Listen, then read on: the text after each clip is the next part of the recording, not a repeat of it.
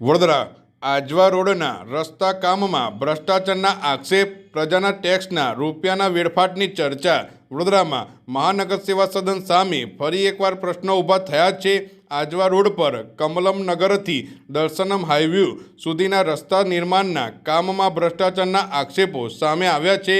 સામાજિક કાર્યકર અમિત પટેલે આ મામલે ગંભીર આક્ષેપો કરતા જણાવ્યું છે કે આ કામ પ્રજાના ટેક્સના રૂપિયાનો બેફામ વેરફાટ સાબિત થઈ રહ્યું છે.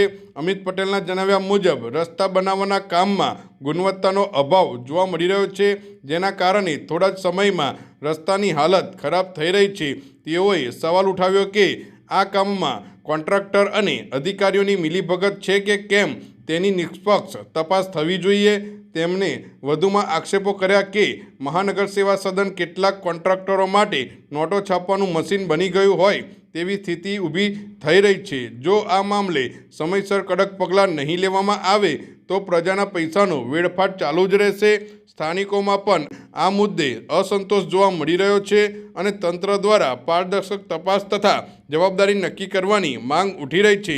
હાલ આ મુદ્દે મહાનગરપાલિકા તરફથી કોઈ સત્તાવાર પ્રતિસાદ સામે આવ્યો નથી.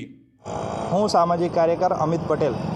આજે કમલાનગરથી લઈ દર્શનમ હાઈવે સુધી જે રોડ બની રહ્યો છે એ ગાયત્રી કન્સ્ટ્રક્શનને 10/10ના રોજ એક વર્ક ઓર્ડર આપવામાં આવ્યો છે કે રોડ બનાવો, સાથે સાથે રોડની વચ્ચેના ડિવાઈડરો બનાવવા. આ ડિવાઈડરનું કામ પૂર્ણ કરવાની મુદત એ લોકોની ચોથા મહિનાની હતી, પણ આજ સુધી આજે 1/5/2026 થઈ છે, પરંતુ આ રોડનું કામ પૂર્ણ થયેલ નથી. હવે કયા કારણોસર પૂર્ણ થયેલ નથી એ તો ભગવાન જાણે અને કોન્ટ્રાક્ટર જાણે અને સાથે સાથે ભ્રષ્ટ અધિકારીઓ જાણે. સાથે સાથે તેઓ દ્વારા એક આ ડિવાઈડર બનાવવામાં આવ્યું છે. ડિવાઈડરની વચ્ચેનો મુખ્ય હેતુ એવો હોય છે કે ડિવાઈડરની વચ્ચે નીતિ નિયમ પ્રમાણે ગાર્ડનની પીળી માટી પૂરવાની હોય છે, છતાં પણ તેઓ દ્વારા કોઈપણ જાતની ગાર્ડનની પીળી માટી પૂરી નથી. વચ્ચે માત્ર ને માત્ર મેન્ટલો દેખાય છે. ત્યાં કોઈપણ જાતનું હોય છે, ત્યાં આગળ કચરું જોવા મળે છે. સાથે સાથે તેઓ દ્વારા જે ડિવાઈડરનું કામ કરવામાં આવ્યું છે તે ડિવાઈડરના કામની અંદર માત્ર ને માત્ર ભ્રષ્ટાચાર જો તે હાથથી તમે એ ડિવાઈડરને તોડો તો એ ડિવાઈડર તૂટી જાય તેવી પરિસ્થિતિમાં છે.